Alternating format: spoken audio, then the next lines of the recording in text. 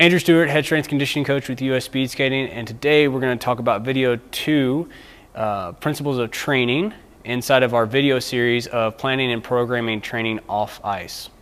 Okay, so in this video what we're going to talk about are 3 different principles: specificity, overload, and reversibility. Now these 3 are very important principles. Specificity, we're looking at specific imposed demands. And overload, we're looking at making sure that we're having growth from the training that we're doing and we're getting better.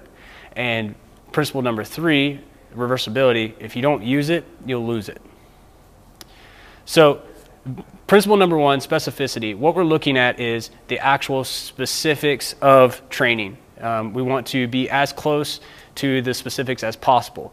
The specifics you'll see here up on our picture here.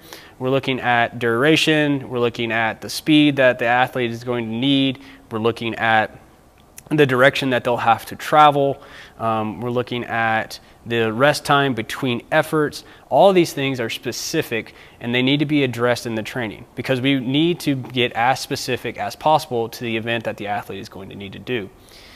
The second principle about overload is that to have growth, we have to stress the body enough to produce a reaction so that the body starts to grow and is able to handle that stress even more. Now it's really important that we need to understand that we can't stress the system all the time. There has to be highs, lows, there has to be that middle ground of submaximal. We can't always go high and heavy all the time or we lead ourselves into getting injured.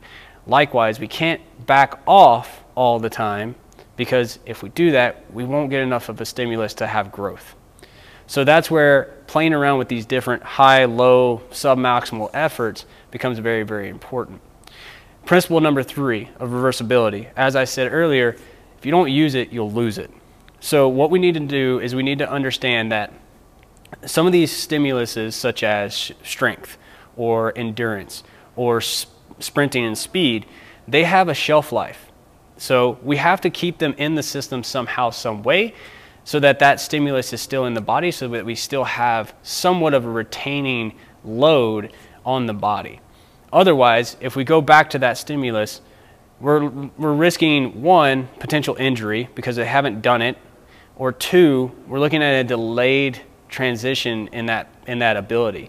So it's going to take us longer to build up what we need to be able to have that ability.